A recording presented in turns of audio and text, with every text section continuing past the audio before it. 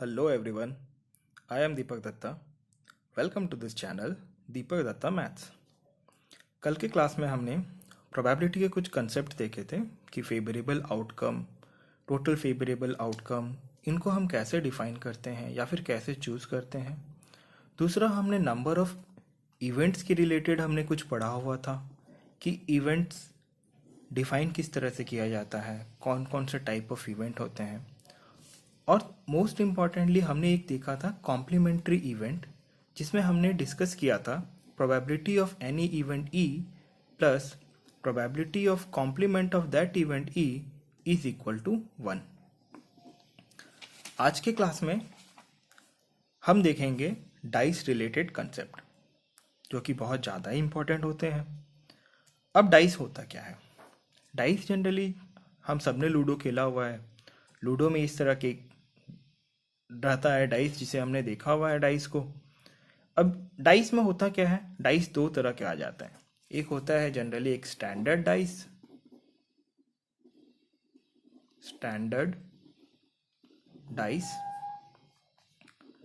दूसरा होता है non standard dice, standard dice का मतलब क्या है? स्टैंडर्ड डाइस का मतलब, सबसे पहले ये देखिए, इस कंसेप्ट को इजी समझाने के लिए मैंने ऑपोजिट फेसेस को डिफरेंट कलर से इंडिकेट किया हुआ है। जैसे ये पिंक है, इसका ऑपोजिट भी इधर पिंक है। ये ग्रीन है, इसका ऑपोजिट भी ग्रीन है। एंड ये वाइट है, इसका ऑपोजिट भी इधर वाइट है। तो स्टैंडर्ड डाइस में अब एक कंसेप्ट आता कि होता क्या है।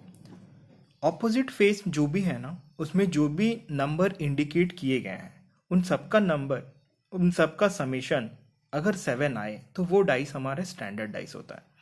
जैसे यहाँ में आप देख सकते हैं, ये 6 है, इसका ऑपोजिट में भी ये पिंक कलर में ही 1 है। 6 + 1 7, अगेन 5 + 2 7, एंड अगेन 4 + 3 7। तो स्टैंडर्ड डाइस होता क्या है? ऐसा डाइस जिसके ऑपोजिट फेस में जो नंबर है उनका समेशन 7 होता है। ऐसे डाइस को ही हम स्टैंडर्ड डाइस बोलते हैं। जनरली अगर क्वेश्चन में कुछ दिया हुआ ना हो, कुछ मेंशन ना हो कि क्या डाइस है, कौन सा क्या लेना है, तो हम बाय डिफॉल्ट स्टैंडर्ड डाइस ही ले लेते हैं, जब तक कि क्वेश्चन में हमें नॉन स्टैंडर्ड डाइस का कुछ मेंशन ना किया हो। इससे रिलेटेड भी क्वेश्चन देखेंगे कि कब हमें स्टैंडर्ड डाइस लेना है, कब हमें नॉन स्टैंडर्ड डाइस लेना है। अब बात आती है इसमें प्रॉब्लम्स कैसे आते हैं। हमें पूछा जाता है, अगर हम एक डाइस को थ्रो करते हैं तो फाइंड द प्रोबेबिलिटी दैट, जैसे अभी इसमें 5 आया, find the probability that the number will appear as 5। Similarly अगर हम फिर से एक डाइस को थ्रो करते हैं, find the probability that the number will be appear as 2। तो सबसे पहला हमारा काम होता है कि फेवरेबल आउटकम निकालना। जब भी हम प्रोबेबिलिटी के प्रॉब्लम सॉल्व करते हैं, उसमें सबसे पहला काम होता है फेवरेबल आउटकम क्या क्या है इसे देखना। अब आते हैं फेवरेबल आउटकम। साथ ही साथ ये निकालना होता है कि टोटल पॉसिबल आउटकम क्या क्या होता है, क्योंकि हमने देखा था लास्ट क्लास में प्रोबेबिलिटी ऑफ एनी इवेंट क्या होता है? Number of favourable outcome upon number of total possible outcome. तो प्रोबेबिलिटी में ये दोनों चीजों को जानना जरूरी है, हम चाहे कोई सा भी केस ले लें। आज हम डाइस के केस को कंसिडर करते हैं। अगर हम एक डाइस को थ्रो करते हैं तो टोटल पॉसिबल आउटकम क्या क्या होगा। अगर एक डाइस को थ्रो करते हैं तो देखिए, अगर हम डाइस को थ्रो किए तो इसमें 6 आया, अगर फिर से हम थ्रो किए ये 2 आया। मतलब अगर हम थ्रो करते हैं तो इसमें 1 भी आ सकता है, 2 भी आ सकता है, 3 भी आ सकता है, 4 भी आ सकता है, 5 आ सकता है और 6 आ सकता है। तो हमारा टोटल पॉसिबल आउटकम क्या होगा? अगर हम एक डाइस को थ्रो करते हैं तो टोटल पॉसिबल आउटकम हो जाएगा हमारा 1 2 3 4 5 एंड 6। अब आता है फेवरेबल आउटकम क्या होगा। जनरली फेवरेबल आउटकम हमने कल भी डिस्कस किया था कि फेवरेबल आउटकम को हम डिफाइन करते हैं कि हम कौन सा इवेंट ले रहे हैं, कौन सा इवेंट हम चूज कर रहे हैं। अभी सपोज हमें अगर ये बोला गया कि आपने एक डाइस को थ्रो किया, सपोज यहाँ मेरा 2 आया, तो 2 आने की प्रोबेबिलिटी क्या है। अब हमने इवेंट लिया, मान लो ए हमारा इवेंट है। ए इज ए इवेंट क्या है, इवेंट ऑफ गेटिंग 2। जब हम डाइस को थ्रो करते हैं तब इवेंट ऑफ गेटिंग 2 का प्रोबेबिलिटी क्या हो जाएगा। तो इसमें ये देखना है, तो probability of event A is equal to number of favourable outcome upon number of total possible outcome. Total possible outcome तो हमें पता चल गया, काउंट कर लेते हैं, 1 2 3 4 5 6, ये टोटल पॉसिबल आउटकम 6 हो गया। अब रहा number of favourable outcome. Event of getting 2 में अगर हम एक डाइस को थ्रो करेंगे तो 2 कितने बार आ सकता है, 2 एक ही बार आ सकता है, मतलब आ सकता है, हम फेंकेंगे तो 2 ज्यादा बार आ सकता है, पर यहाँ 2 कितना है, एक ही है ना 2। इवेंट ऑफ गेटिंग 2 यहाँ 2 सिर्फ एक ही बार मेंशन है, तो एक डाइस को जब हम थ्रो करेंगे तो 2 आने की प्रोबेबिलिटी या फिर 2 आने का जो आउटकम है वो एक बार हो सकता है। तो इसीलिए फेवरेबल आउटकम एक ही होगा, number of favourable outcome 1, hence probability of event of getting 2 when we throw a dice that will be 1/6।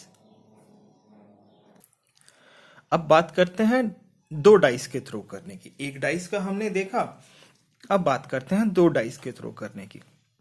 जब हम 2 डाइस को थ्रो करते हैं तो उसमें हम देखते हैं कि एक सेट में, मतलब जिस तरह हमने एक सेट को कंसिडर किया था, उसमें एक सेट में हम इसमें देख रहे हैं कि एक सेट में 2 नंबर, मतलब एक हम बोल सकते हैं पेयर आ रहे हैं, पेयर ऑफ नंबर आ रहे हैं।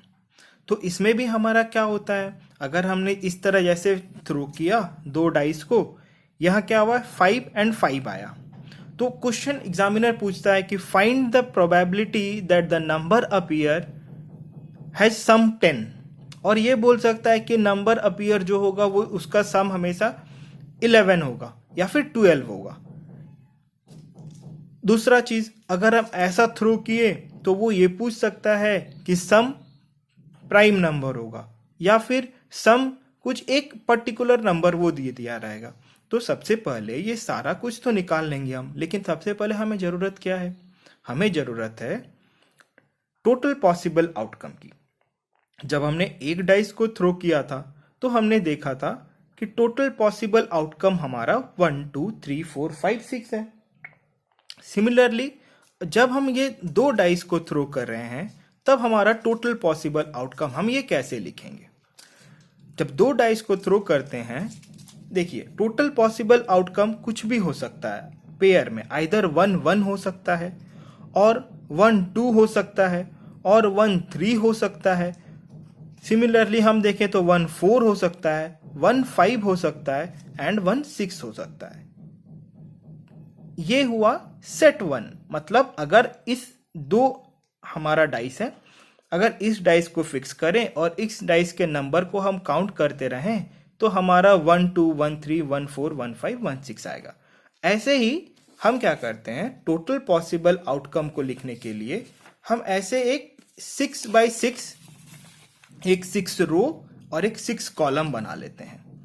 जैसे हमने अभी बताया आपको, ये देखिए, एक सपोज हमने इस डाई के लिए हम क्या किए, हमने इस डाई के लिए 1 2 3 4 5 6 इधर लिख लिया, और हम क्या करते हैं इस डाई को लिए इजी अंडरस्टैंड का हम इसको यहां रख देते हैं, इसके लिए हमने 1 2 3 4 5 6 लिख लिया। तो अगर हमारा ये 1 1 रहा तो इसका पेयर क्या बनेगा, इसका पेयर हमारा बनेगा 1 1। सिमिलरली इसमें 2 भी आ सकता है, इसका 2 अगर हमने यहां रखा तो इसका पेयर क्या बनेगा, इसका पेयर बनेगा 1 2। और इसमें अगर 3 आया तो इसका पेयर क्या बनेगा 1 और 3। ये देखिए ये पेयर इसी तरह से चलता हुआ जाएगा। अगर हमारा ये चेंज हुआ, जैसे ये हमारा 2 आया तो इसको हम फिर से देखेंगे, ये हमारा 1 आ गया तो इसका पेयर देखिए, इस रो को फोकस कीजिएगा, इस रो में इसका ये 2 है और इसका ये 1 है। सिमिलरली इसका 2 है, अगर हम देखेंगे तो इसका यहाँ पे भी 2 है, 2 2। अगर ये यहाँ पे 3 है तो इसका ये 3 है, 2 3। ऐसे ही हम क्या करते हैं, इसके इस डाई में जो 1 2 3 4 5 6 लिखा हुआ है उसको हम इसमें इस कॉलम में हम उसको डिनोट करते हैं इस डाई के जो भी मार्किंग है उसे हम इस रो में डिनोट करते हैं। तो हमारे लिए एक इजी शेड्यूल बन जाता है सो दैट हम पेयर को हम इजीली लिख सकें 1 1 1 2 1 3 1 4 1 5 1 6। सिमिलरली ऐसे लिखते लिखते हमें 6 और 6 तक लिखना है। ये रहा हमारा टोटल पॉसिबल आउटकम। अब एक चीज दिमाग में रखना है कि जब भी हमारा 6 दो डाइस को थ्रो करने का प्रॉब्लम आए, जब कभी भी 2 डाइस को थ्रो करने का प्रॉब्लम आए, तो total number of total possible outcome हमारा होगा 36। अब ये 36 कैसे आया? 36 जनरली इसको हमने 2 डाइस है, एक डाइस में हमारा 6 तक काउंट है, तो हम इसमें क्या किए 6 स्क्वायर इक्वल टू 36 काउंट कर लिए। सिमिलरली अगर कोई एक डाइस को 3 बार थ्रो करे या फिर 3 डाइस को एक बार थ्रो करे, इन चीज को हम ले लेते हैं, तब हम क्या करेंगे 6 टू द पावर 3। इस टाइप से हम लिखते हुए जाएंगे। ये हमारा होगा number of total possible outcome. अगर हम डाइस को 2 डाइस को साइमल्टेनियसली थ्रो करें या फिर एक डाइस को 2 बार थ्रो करें, तो हमारा number of total possible outcome 6 square 36 होगा। अगर एक डाइस को 3 बार थ्रो करें या फिर 3 डाइस को एक साथ थ्रो करें, तो हमारा number of total possible outcome होगा 6 टू द पावर क्यूब, जो कि होता है 216। जनरली 3 डाइस थ्रो करने का पूछता है नहीं 10th लेवल में या फिर एनटीएससी और मैथ्स ओलंपियाड के लेवल में, तो हमारा मेन फोकस रहेगा 2 डाइस को थ्रो करने के प्रॉब्लम में।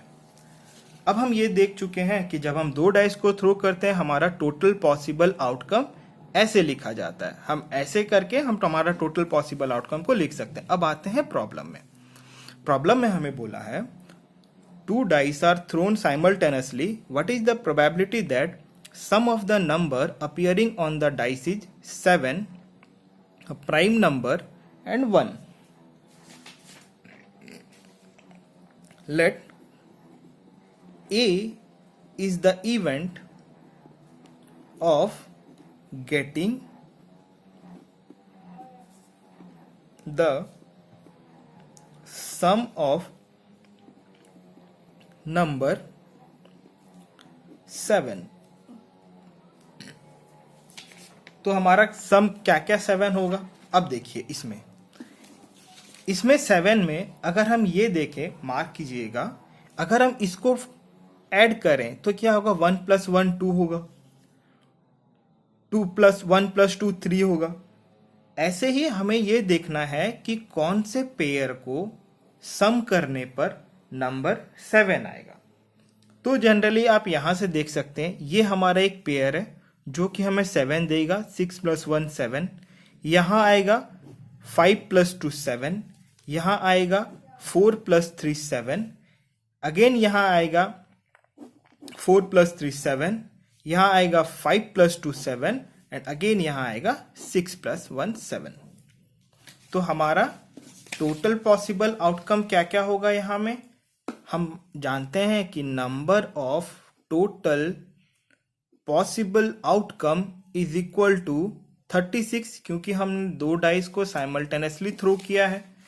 अब फेवरेबल आउटकम के लिए हमने इवेंट को डिफाइन किया है।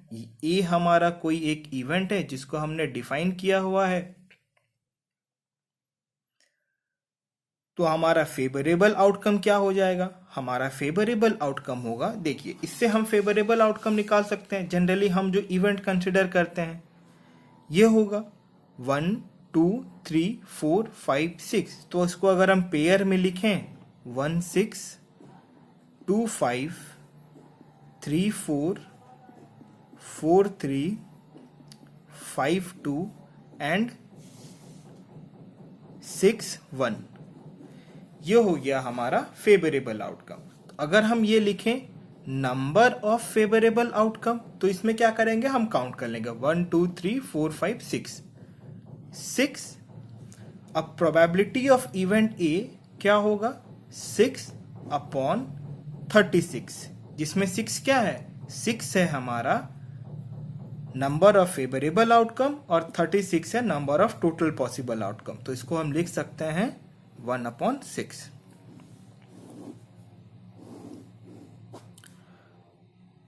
अब दूसरा क्वेश्चन क्या है, दूसरा क्वेश्चन देखते हैं। दूसरा क्वेश्चन में हमें कहा है कि probability that sum prime number. देखिए अगर हम सम करते हैं तो मिनिमम हमारा कितना होगा, अगर हम सम करते हैं तो मिनिमम मतलब सब दो पेयर को अगर हम ऐड करें तो मिनिमम सम हमारा कितना होगा। हम एक चीज देखेंगे, जो हमारा मिनिमम सम होगा, मिनिमम इज इक्वल टू 2 होगा, सम होगा, और मैक्सिमम हमारा कितना होगा, मैक्सिमम हमारा होगा 12। क्योंकि देखिए यहां 6 है, इसमें भी 6 है और इसमें भी 6 आएगा, तो 6 और 6 ज्यादा से ज्यादा कितना होगा, मैक्सिमम सम हमारा 12 होगा। अब इसमें पूछा है कि सम प्राइम नंबर, मतलब प्राइम नंबर क्या होगा। अब हमें एक रेंज मिल गया है, अब हमारा प्राइम नंबर इसी रेंज का अंदर में होगा। तो 2 और 12 के बीच में प्राइम नंबर क्या क्या होंगे, 2 और 12 के बीच में प्राइम नंबर होगा 2, 3, 5, 7 एंड 11। ये हमारा प्राइम नंबर हो गया। अब हमें ये देखना है कि ये जो हमारा पॉसिबल आउटकम आया हुआ है, इनमें से कौन से पेयर का सम हमें 2 देता है, कौन से पेयर का सम हमें 3 देगा, कौन से पेयर का सम हमें 5 देगा, सिमिलरली कौन से पेयर का सम हमें 7 और 11 देगा। अब देखते हैं इसमें। देखिए 2 तो एक ही दे सकता है, 1 + 1 2, ये ठीक है। समझाने के लिए हम क्या कर रहे हैं, जो हमारा कंप्लीट हो जाएगा उसे हम कट कर देंगे। हमारा 2 हमें मिल गया। अब क्या होता है, अब हमें करना क्या है, अब 3 को लेना है। 3 हमें किससे किससे मिलेगा, 3 हमें मिलेगा इससे, 1 2 3, ये हो जाएगा 1 2 3, और ये साथ में भी ये हो जाएगा 1 2 3। हमें ये भी मिल गया, 3 मिल गया। अब क्या है, अब हमें 5 को देखना है। अब 5 को हम कैसे देखें, देखिए एक चीज, 5 आता है 4 + 1 5 से, 3 + 2 5 से, अगेन 3 + 2 5 से, अगेन 4 + 1 5 से। तो हम इसमें लिख सकते हैं कि 5 हमें कौन कौन सा देगा, ये 5 देगा, सिमिलरली ये 5 देगा, ये 5 देगा, और ये पेयर हमें 5 देगा। तो हमें मिल गया 5 का भी हमें मिल गया कि कौन कौन से पेयर हमें 5 देंगे। अब कौन से पेयर हमें 7 देंगे वो भी देखना है। अब 7 हमें पेयर, हमने देखा था कि 7 हमें ये पेयर दे रहा है, हमें 7 6 1 7 5 2 7 4 3 7, सिमिलरली 3 4 7, मतलब हमें ये 7 वाला भी पेयर मिल गया। अब बचा 11, कौन सा पेयर हमें सम 11 देगा। 11 हमें देने के लिए ये वाला पेयर है, 6 + 5 11, और यहाँ अगेन 6 + 5 11। तो हम इसको मार्क कर देते हैं ऐसे। अब क्या है, अब नंबर ऑफ फेवरेबल आउटकम हमारा कितना हो गया। अगर हमको इवेंट बोला है कि प्राइम नंबर, तो देखते हैं एक इवेंट हम डिफाइन करते हैं, B is the event of getting sum, ठीक है, which is प्राइम नंबर। मतलब अगर हम डाइस को थ्रो करते हैं, उसमें जो भी आ रहा है पेयर ऑफ नंबर, उनका सम प्राइम नंबर होगा। तो हमें कितने फेवरेबल आउटकम मिल रहे हैं, 1 2 3 4 5 6 7 8 9 10 11 12 13 14 एंड 15। तो हम लिख सकते हैं number of favourable outcome is equal to 15, probability of B is equal to, हम जानते हैं कि number of favourable outcome upon number of total possible outcome. यहां 15 है और टोटल पॉसिबल आउटकम हमारा 36 है। तो अगर हम इसको काट दें, 3 5 = 15, 3 12 = 36, ये हो जाएगा हमारा probability of event getting the sum as prime number. अब आता है दूसरा क्वेश्चन। अब आता है बोल the sum of the number appearing on the dice is 1। हमने यहाँ देखा था, हमने क्या देखा था, हमने यहाँ देखा था कि मिनिमम नंबर तो भाई साहब 2 ही आएगा, आप जितना भी सम कर लो, और मैक्सिमम नंबर आएगा 12। तो 1 आने का तो कोई चांस ही नहीं है। तो इससे हम ये निकाल सकते हैं कल वाले कंसेप्ट में जो हमने पढ़ा था कि इम्पॉसिबल इवेंट का कंडीशन है। तो मान लेते हैं सी हमारा कोई इवेंट है, event of getting sum as 1। हमने देख के ही ये समझ लिया कि 1 तो आ सकता नहीं है। तो अगर हम ये जानते हैं कि ये इम्पॉसिबल इवेंट है, इम्पॉसिबल इवेंट का प्रोबेबिलिटी हमने कल क्या देखा था, कल हमने देखा था probability of impossible event is equal to 0। क्योंकि इसमें क्या है, इसमें number of favourable outcome is equal to 0 है। अगर आपको ये वीडियो सही लगे, अगर आपको ये वीडियो हेल्पफुल लगे तो इसे लाइक एंड शेयर कर दीजिएगा, साथ ही इस चैनल को सब्सक्राइब कर दीजिएगा। Thank you.